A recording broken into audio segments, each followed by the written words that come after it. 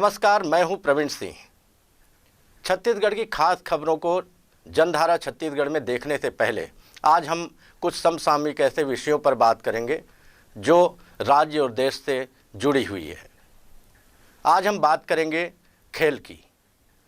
Tokyo Olympic में बहुत शानदार प्रदर्शन करने के बाद हमारे खिलाड़ी कल लौट आए हैं स्वदेश, और आज सभी अखबारों ने करीब करीब उसी को हेडलाइन बनाया है। जिस तरीके से टोक्यो से घर लौटे देश के हीरो, इसमें सबसे पहले नीरज चोपड़ा, जिसने देश का मान सम्मान बढ़ाया है, हीरो के रूप में दिखाया गया है।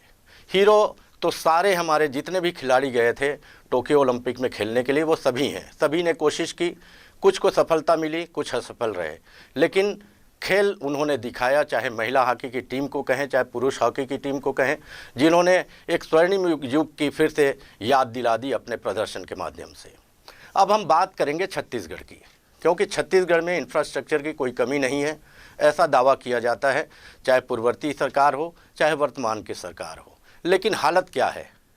सबसे पहले ओलंपिक की अगर बात करें तो जितने भी खिलाड़ी, ज़्यादातर खिलाड़ी जो हैं वो हरियाणा जैसे प्रदेश से आते हैं, जो ओलंपिक में जाते हैं अपनी प्रतिभा को दिखाने के लिए।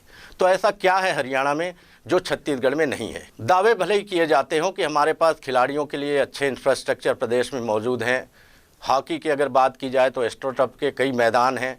अगर हम बात करें क्रिकेट के लिए बड़ा स्टेडियम है। एथलेटिक्स के लिए हमारे पास बहुत सारी सुविधाएं हैं। तीरंदाजी को लेकर, क्योंकि तीरंदाजी एक ऐसा है जो छत्तीसगढ़ के दूरस्थ अंचल की प्रतिभाएं हैं वो इससे जुड़ी हुई हैं, और उससे काफ़ी उम्मीदें कुछ अरसे पहले तक लगाई जाती रही हैं कि ये ओलंपिक में भी जा सकते हैं। गोल्ड मेडल के लिए भी तैयारी शुरू करने की बात की गई थी कि यहाँ के अगर खिलाड़ी जाते हैं तो ये गोल्ड मेडल तक पा सकते हैं, लेकिन अभी तक धरातल में ऐसा कुछ दिखाई नहीं दे रहा है।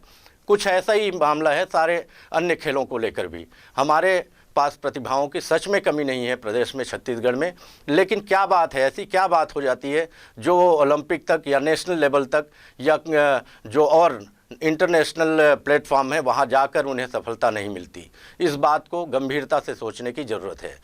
टोक्यो ओलंपिक में कीर्तिमान बनाकर स्वर्ण पदक दिलाने वाले नीरज चोपड़ा ने भी हाल ही में कहा था कि भले ही खिलाड़ी के पास प्रतिभा की कमी ना हो, लेकिन एक ट्रेनर ऐसा चाहिए, ट्रेनिंग उसको इस तरीके से चाहिए कि उसकी प्रतिभा को निखार कर बहुत उच्च स्तरीय बनाया जा सके। और ऐसा ही लगता है कुछ छत्तीसगढ़ में भी कि यहाँ पर जिस तरीके से ट्रेनर होने चाहिए, जिस तरीके से प्रतिभाओं को निखारने के लिए चाहे इंटरनेशनल लेवल से ट्रेनर की ज़रूरत पड़े, चाहे देश के ही जो नामी ट्रेनर हैं वो आकर यहाँ पे ट्रेनिंग दें, उस तरीके से, उस लिहाज से ऐसा कोई धरातल में यहाँ दिखाई नहीं देता। और यही वजह, जो जानकार लोग हैं, खेल के भी जानकार लोग हैं, उनका भी मानना है कि यहाँ प्रतिभाओं की कमी नहीं है, लेकिन प्रतिभा अपने आप को अकेले अपने दम से कुछ हद तक ही निखार सकता है, उसके बाद एक ट्रेनर की ज़रूरत रहती है। तो वो हाल फिलहाल में यहाँ देखने को नहीं मिल रही है, और काफ़ी अरसे से इसका इंतज़ार भी खिलाड़ी यहाँ के कर रहे हैं। दूसरी बात, अगर हम बात करें बजट की कोई कमी नहीं है छत्तीसगढ़ में। करीब 250 करोड़ रुपए का बजट आवंटन हुआ था, और उसके बाद में अलग अलग प्रतिभाओं को निखारने के लिए खेल अलंकरण समारोह, उनको सहयोग देने के लिए छात्रावास की व्यवस्था, उनके प्रोत्साहन के लिए अलग अलग प्लेटफॉर्म पर उन्हें नौकरी में तवज्जो देना, ये सारी चीज़ें चल रही है। इसमें कोई दो राय नहीं कि सरकार की ओर से काफ़ी कोशिश की जा रही है। लेकिन हाल ही में हमने ये भी देखा, हमारे ही चैनल पे हमने दिखाया एक खबर जो राजधानी से जुड़ी हुई थी, यहाँ के जो खेल मैदान हैं उनसे जुड़ी हुई थी। वहाँ घास उग के आए हुए हैं, बड़े बड़े घास उगे हुए हैं, तो हॉकी के खिलाड़ी आखिर खेलेंगे कहाँ? बच्चे जिन्हें खेलना है, जिन्हें दौड़ के लिए तैयारी करनी है, जिन्हें तीरंदाजी करनी है, उनके लिए जगह नहीं है। हॉकी के लिए जगह नहीं है, क्रिकेट के लिए जगह नहीं है। अगर दूसरे खेलों की बात करें तो उसके लिए अभी जगह नहीं है। तो हॉकी के बड़े बड़े स्टेडियम तो बन गए हैं, बहुत सारे ऐसे मैदान भी बना दिए गए हैं जहां एस्ट्रोटर्फ वगैरह बिछाए गए हैं, काफ़ी खर्चा भी किया गया है, लेकिन वहां पर खिलाड़ियों को सुविधाएं नहीं मिल रही हैं जो मिलनी चाहिए। जो पुराने खेल मैदान हैं उनकी दुर्दशा हम पिछले दिनों दिखाए थे। तो ये सारी बातें हैं जो कहनी थी। छत्तीसगढ़ में भी ऐसा होना चाहिए। हमारी सोच ये है कि छत्तीसगढ़ में हरियाणा की तर्ज पर ही कुछ ऐसा किया जाना चाहिए जिससे हमारे प्रदेश की भी जो प्रतिभाएं हैं खेल की, वो भी निखर सकें और राष्ट्रीय और अंतर्राष्ट्रीय स्तर पर जाकर अच्छा प्रदर्शन कर सकें।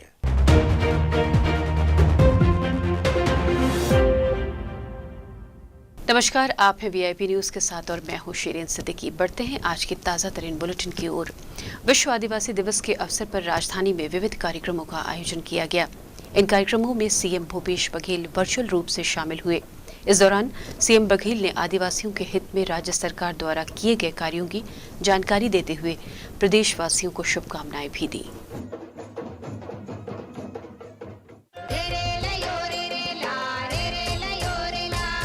आदिवासी चिन्हारी के गढ़त है आधार, देवत है सम्मान हमर छत्तीसगढ़ सरकार।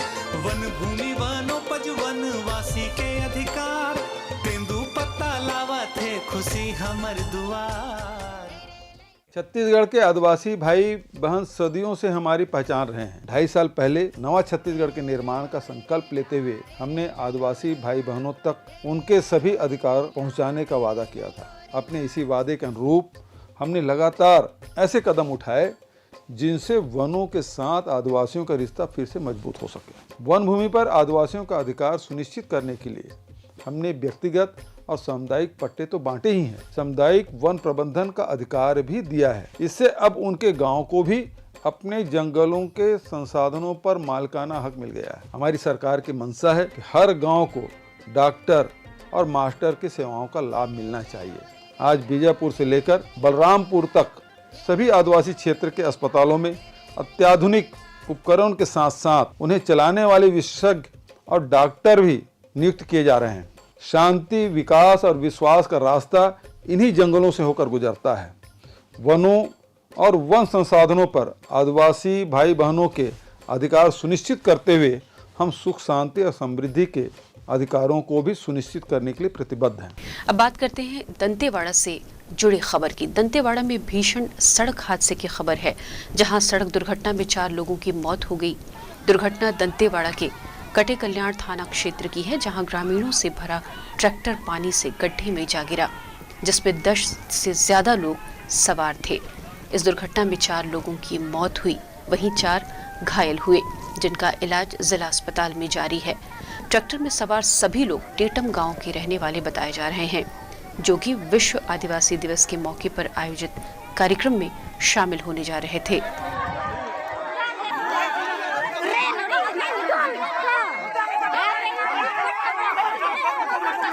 एक ट्रैक्टर पलट गई। इस ट्रैक्टर में 31 ग्रामीण थे, जो कि आदिवासी दिवस मनाने के लिए कटे कल्याण आ रहे थे। वहाँ पे तुरंत डीआरजी टीम डीएसपी अंजू के नेतृत्व में पहुँची और ग्रामीणों को बाहर निकाला गया। स्पॉट में क्योंकि काफ़ी पानी था, डबरी था, उसमें गिरने के कारण 4 लोगों की जो है वो मर गए और 5 लोग सीरियसली घायल हुए। बाकी सभी लोगों को सुरक्षित वहाँ से निकाल लिया गया। इन जो मरे हुए लोगों को पोस्टमार्टम के लिए कटे कल्याण सीएचसी लाया गया, पोस्टमार्टम चल रहा है, जबकि बीमार लोगों को वहीं पे कटे कल्याण सीएचसी में इलाज चल रहा है। बढ़ते हैं अगली खबर की ओर। देश में पेसा कानून लागू तो है, लेकिन सिर्फ कुछ राज्य ने ही पेसा को लागू किया है। छत्तीसगढ़ में भी पेसा कानून को लागू करने की मांग पिछले 20 सालों से चल रही है। छत्तीसगढ़ की जनसंख्या का 30% आदिवासी समाज है, लेकिन अभी तक राज्य में कानून लाने की बातें सिर्फ चलती हैं, पर धरातल में कुछ हो नहीं रहा। ऐसे में आदिवासी समाज राज्य सरकार से अपेक्षा कर रहा है कि जल्द से जल्द पेसा एक्ट राज्य में लागू किया जाए। छत्तीसगढ़ की जनसंख्या का 30% हिस्सा ट्राइबल जनजाति का है, लेकिन अभी तक यहाँ पर पेसा कानून नहीं लाया गया है। और हाल ही 2020 में टीएस बाबा ने कमेटी बैठाई थी, जिसके तहत कहा गया था कि रूल्स बन रहे हैं, ड्राफ्टिंग चल रही है, लेकिन अभी तक इसके बारे में कुछ नहीं हुआ है। एक प्रक्रिया चली थी निश्चित तौर पे छत्तीसगढ़ में, और काफ़ी अच्छी प्रक्रिया थी। पहली बार किसी कानून के नियम को बनाने के लिए एक व्यापक विचार विमर्श की प्रक्रिया हुई थी, और बस्तर से लेके सरगुजा तक पूरे आदिवासी समाज के साथ, जो ग्राम पंचायत के प्रतिनिधि हैं उनके साथ, आदिवासी समाज के मुखियाओं के साथ, जनप्रतिनिधियों के साथ एक व्यापक परामर्श हुआ था। और जहाँ तक हमें याद है, कांकेर, फिर आपका दंतेवाड़ा, सरगुजा, लगातार ये बड़े सम्मेलन आयोजित किए गए थे। और उसके बाद देश भर के सिविल सोसाइटी जनवादी संघर्षों के साथ भी बैठकर इसके ड्राफ्ट बनाए गए थे। वो ड्राफ्ट बने हैं और काफ़ी अच्छे वो प्रारूप है, और उसको अभी मंत्रालय के पास है। अब वो सरकार के हाथ में है कि वो उसको कितना जल्दी लागू करे। देखिए, आदिवासी वर्ग के हितों के लिए निश्चित रूप से पेशा कानून की आवश्यकता है और मुझे ऐसा लगता है कि पेशा कानून के लिए जिस भी प्रकार की दिक्कतें हैं या अड़चनें हैं, सरकार को प्राथमिकता के आधार पर, क्योंकि छत्तीसगढ़ की आज जो पहचान है वो हमारे ट्राइबल क्षेत्र के लोगों से, आदिवासी क्षेत्र के लोगों से ही पहचान है। तो मुझे लगता है जितनी भी दिक्कतें हों, उन दिक्कतों को दूर करके आदिवासी वर्ग के हितों के संवर्धन के लिए, संरक्षण के लिए इस पेशा कानून को निश्चित रूप से लागू करने की आवश्यकता है। जो स्वर्गीय राजीव जी ने यही बात तो बहुत गंभीरता से लिए थे कि भाई ये जो ग्रास रूट लेवल पे पंचायती राज को प्रजातंत्र का चौथा स्तंभ उसने कहा था और आदिवासी इलाके के लिए स्पेशल उसने रुचि लेकर के किया। तो कहीं ना कहीं सोच उस स्तर पे हुआ था और अगर उस स्तर पे सोच के बावजूद भी ठीक विपरीत दिशा में कोई भी राज्य हो, कोई भी सरकारें हो, अगर करती है तो ये चिंता का विषय है। और अगर सरकारें इसमें हिला हवाला करेगा तो कन्फ्रंटेशन होगा।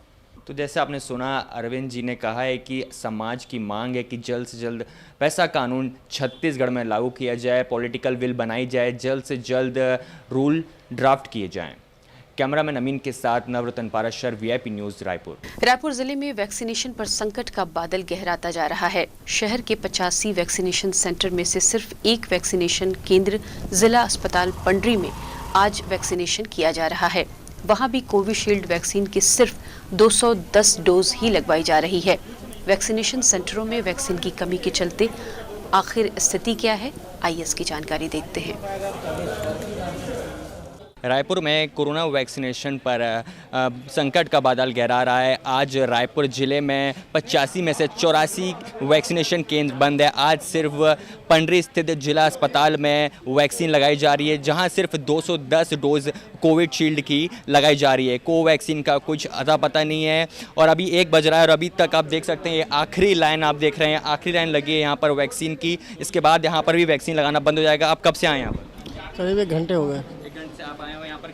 कितनी देर ये लास्ट आपको बताएंगे, लास्ट लाइन है ये? हाँ। कौन सा डोज लग रहा है आपको? कोविशील्ड पहला। आपको कितनी परेशानी का अभी वही 1 घंटे से मैं भी खड़ा हूँ यहाँ पे लाइन में। कब से आए हैं? 1 घंटा हो गया। कहाँ से आए हैं? मैं मुआ से आया हूँ। हाँ, ये आप कहाँ से आए? हम साथ में ही हैं। ये आखिरी लाइन है, इसके बाद आप फर्स्ट डोज, एक सेकंड डोज? फर्स्ट डोज है। First dose. तो आप देख सकते हैं कैसे लोग यहाँ फर्स्ट डोज, सेकंड डोज के लिए आए हैं। आज आखिरी ये लाइन देख सकते हैं। रायपुर में शायद ताला लगाया जा सकता है। कल से अगर देखते हैं सरकार क्या करती है, क्या दूसरे जिलों से वैक्सीन का ट्रांसफ़र करते हैं या फिर जब तक केंद्र सरकार वैक्सीन का डिलीवरी नहीं करती तब तक देखना होगा आगे क्या होता है। कैमरामैन अमीन के साथ नवरत्न पाराशर, वीआईपी न्यूज़, रायपुर। देश भर में ट्रेड यूनियन केंद्र की मोदी सरकार के खिलाफ आंदोलन कर रही है, जिसका असर रायपुर में भी देखने को मिला, जहां स्टेशन रोड पर ट्रेड यूनियन ने अपनी 9 सूत्रीय मांगों को लेकर भारत बचाओ दिवस का आह्वान किया। यूनियन का कहना है कि केंद्र सरकार ने सार्वजनिक क्षेत्र के उद्यमों का विनिवेश और थोक में निजीकरण कर रही है। हर चीज आज जो है वो बाजार के हवाले की जा रही है, सबकी बोली लगाई जा रही। अगर भारत की आत्मा ही नीलाम हो जाएगी तो फिर कौन से भारत की परिकल्पना आप करेंगे? आज इसीलिए हम ये सवाल उठा रहे हैं। अगर आज़ाद मुल्क की परिकल्पना करेंगे तो आज़ाद मुल्क की आत्मा है, आर्थिक रूप से हमारी जो बुनियाद है, हमारे सार्वजनिक क्षेत्र, बैंक, बीमा, इंश्योरेंस, कोल, भेल, सेल, एरोनॉटिक्स, एविएशन, हमारे जो पब्लिक सेक्टर है वो ही भारत की आर्थिक आज़ादी की बुनियादी रीढ़ है। अगर आप उसको नीलाम करेंगे तो हमारी राजनीतिक आज़ादी भी सुरक्षित नहीं रह सकती। इसीलिए हम ये मांग कर रहे हैं, मजदूर विरोधी सरकार ने जो 4 श्रम संहिता लेबर कोड बनाया है वो वापस लेना चाहिए। किसान विरोधी जो 3 इन्होंने काले कानून बनाए जिसके जरिए अब खेती को भी अदानी अंबानी के हवाले करने का उन्होंने जो फैसला लिया है वो वापस लेना चाहिए। प्रधानमंत्री जी कोरोना आपदा के दरमियान ये जो दावा कर रहे हैं कि हम जो है देश की जनता का भला करना चाहते हैं, अगर देश की जनता का भला करना चाहते हैं तो आपको ये निर्णय लेना होगा कि देश के अंदर जितने गैर आयकरदाता परिवार हैं उनको 7500 रुपए की आगामी 6 माह की आर्थिक मदद मिले, तभी अर्थव्यवस्था के अंदर यह संकुचन दूर हो सकता है। कोरोना काल में प्रदेश सरकार ने नवंबर माह तक प्रदेश भर में गरीबी रेखा वाले परिवारों को मुफ्त चावल देने का आदेश दिया था। इसके बावजूद जशपुर जिले के कई ग्राम पंचायतों में पीडीएस दुकानों में चावल के पैसे वसूलने जा रहे हैं। बगीचा विकासखंड के बहोरा में सरपंच ने अपने करीबी स्व सहायता समूह को पीडीएस वितरण का जिम्मा दिया है और उनके द्वारा पीडीएस वितरण में मनमानी की जा रही है। ग्राम बहोरा में ग्रामीण से चावल के पैसे वसूले जा रहे हैं।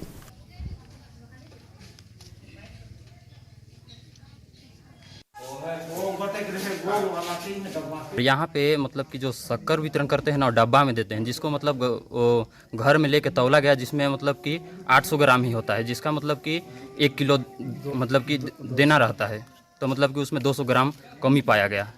बस इतने मेरे जानकारी में है, और आद बाद में लोग कैसा कर रहा है वो मेरे को पूर्ण रूप से जानकारी। तो आपसे चावल का पैसा लिया गया? चावल से पैसा लिया गया। हाँ, चावल बांटे वाला पैसा लेना है, 35 किलो चावल देना है और 35 किलो पैसा भी लेना है। और कुछ दिन के बाद में पैसा फ्री कह के और बाद में कुछ आदमी को वापस भी करना है कहना है, तो मैं तो रखे जाना, लेकिन मैं वापस भी ना करा पैसा। हम लोगों का चावल वितरण के लिए ग्राम सभा में समूह को दिया जाना प्रस्ताव हुआ। कोई निश्चित समूह के लिए प्रस्ताव नहीं हुआ था, वैसे कोई प्रस्ताव नहीं है कि सारा समूह को दिया जाना है। 2 समूह का आवेदन आया था, उसमें से एक समूह का पंजीयन नहीं होने के कारण निरस्त हो गया। वक्त है एक छोटे से ब्रेक का, जल्द वापस आते हैं।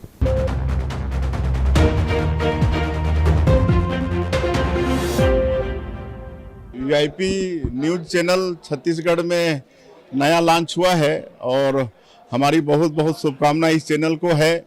और ये इनसे उम्मीद है, विश्वास है कि छत्तीसगढ़ के गिरे कुचले दबके और ज़रूरतमंद लोगों की समस्याओं को ये उठाएंगे, समाज और सरकार को अवगत कराएंगे और उसका समाधान का भी निष्पक्ष प्रयास करेंगे।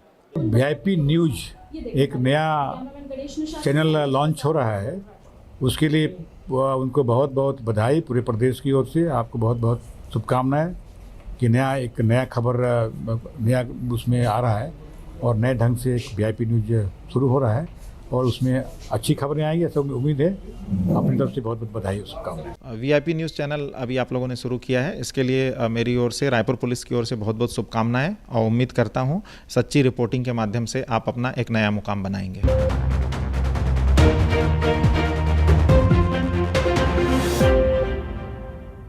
ब्रेक के बाद आपका स्वागत है। अब खबर बेमेतरा जिले से, जहां विभाग की टीम ने विभिन्न राइस मिलों में दबिश दी।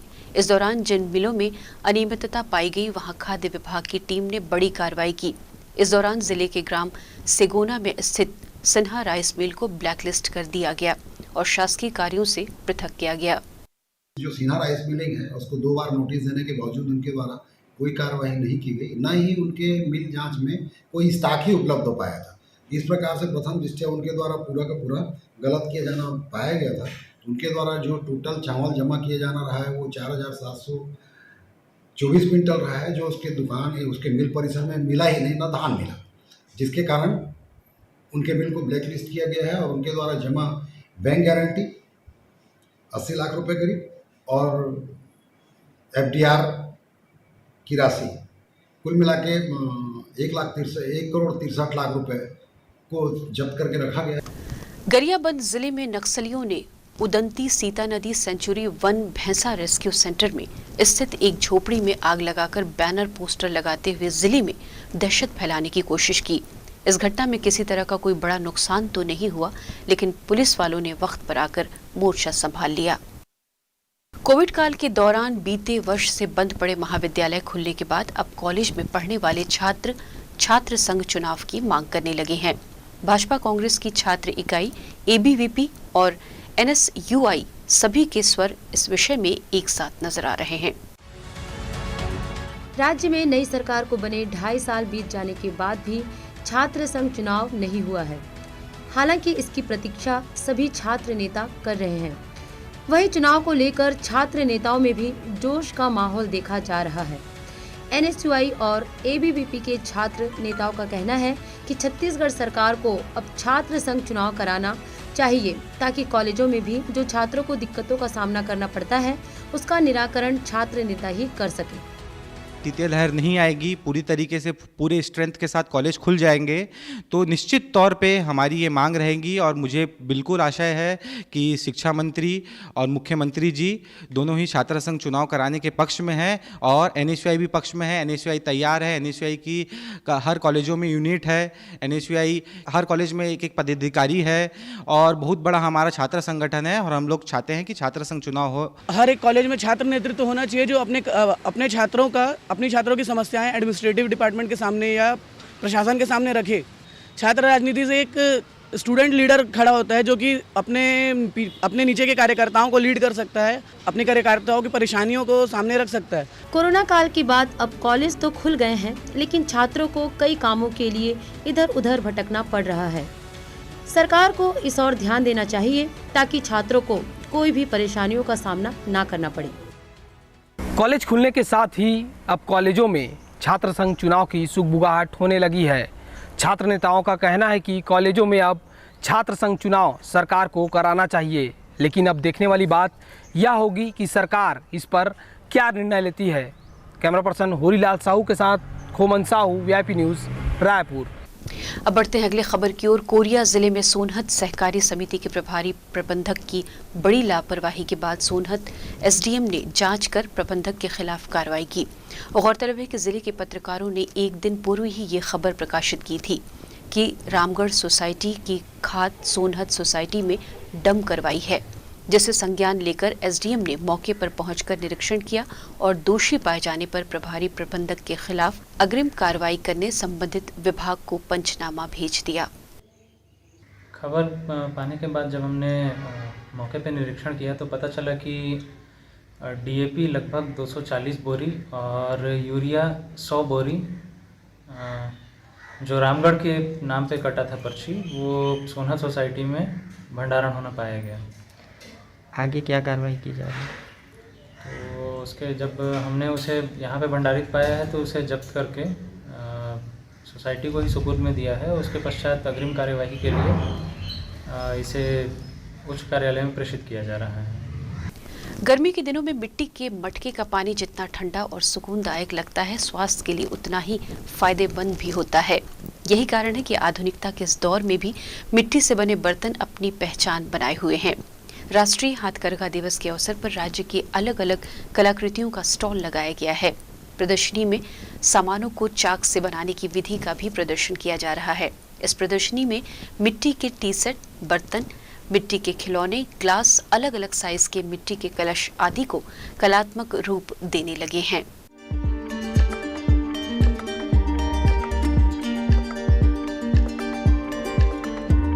एक तरफ जहां शहरी चकाचौंध में लोग डिजाइनर किचन के आइटम पसंद कर रहे हैं, वहीं छत्तीसगढ़ हाट परिसर पंडरी में लगे स्टॉल में मिट्टी से बने टी सेट लोगों को आकर्षित कर रहा है।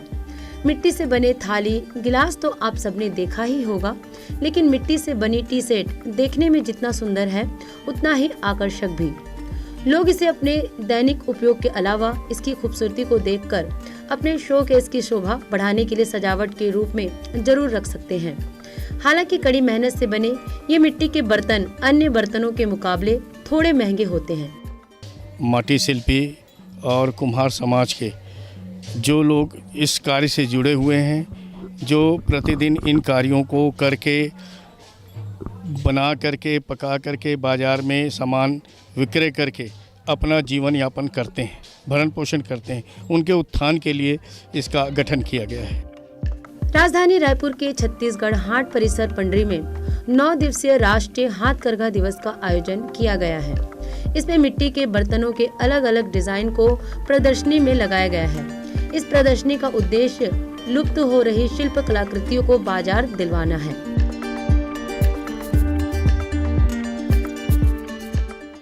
राजधानी के उरला बाजार में सब्जी लेने गए 4 युवकों पर बदमाशों ने चाकू से हमला कर दिया। इस हमले में चारों युवक घायल हुए हैं। मिली जानकारी के अनुसार 2 युवकों को गंभीर चोट आई है, जिन्हें अस्पताल में भर्ती कराया गया। इस मामले में शहर ASP लखन पटले ने जानकारी दी। थाना उरला अंतर्गत उरला मार्केट में 4 लड़के जो मजदूर है कहीं के, वो लोग सब्जी खरीदने आए हुए थे और एक सब्जी वाला है जिसको उनमें से किसी व्यक्ति ने 500 रुपये दिया हुआ था। और इसी बात को लेकर इनके बीच विवाद हुआ है। जो सब्जी वाले का जो के तरफ से भी उनके जो भी रिलेटिव हैं उसमें से जो उनके भाई हैं उनके द्वारा जो मजदूर आए हुए थे उसी 500 रुपये को मांगने के कारण उन्होंने मुझ पर मारपीट स्टार्ट किया। तो धारदार हथियार से उस तरफ के 2 व्यक्तियों को चोट आई है। उसी प्रकार उन्होंने धारदार हथियार को छीन के पहले वाले पक्ष को मारा जिससे उनको भी चोट आई है। तो दोनों पक्ष को इसमें चोट है। इसमें मुकदमा दर्ज किया जा रहा है और कार्रवाई की जा रही है। 2 लोगों को हिरासत में ले लिया गया है, पूछताछ की जा रही है। छत्तीसगढ़ में खाद और किसान को लेकर राजनीति फिर एक बार शुरू हो गई है। दरअसल पिछले दिनों खाद की दर बढ़ाई गई। इसके साथ ही किसान सम्मान निधि योजना के 9वीं किश्त की राशि का भुगतान भी प्रधानमंत्री नरेंद्र मोदी ने किया है, जिसे लेकर कांग्रेस संचार विभाग के अध्यक्ष शैलेश नितिन त्रिवेदी ने तीखा प्रहार केंद्र की भाजपा सरकार पर किया। केंद्र सरकार ने खाद की कीमतें बढ़ा दी और खाद की कीमतें बढ़ाकर खाद महंगी करने के बाद अब ये कह रहे हैं कि हम किसानों को पैसा देंगे। किसानों पे ये एक प्रकार का एहसान लादने का काम कर रहे हैं और खाद की बढ़ी हुई कीमतों के द्वारा वो पैसा किसान की जेब से निकाल लेंगे। अर्थात किसान को कुछ नहीं मिलेगा, पैसा तो मिलेगा उन बड़ी खाद कंपनियों को, किसान के हाथ कुछ नहीं आएगा। लेकिन केंद्र की सरकार इसको किसानों की सहायता कहकर झूठा प्रचार करेगी। यही भाजपा की किसान विरोधी साजिश है। इसके साथ ये समाचार बुलेटिन अब समाप्त होता है। छत्तीसगढ़ की खास खबरों के साथ शाम 5:30 बजे फिर होगी मुलाकात। तब तक के लिए देश दुनिया की बाकी खबरों के लिए बने रहिए VIP न्यूज़ के साथ। नमस्कार।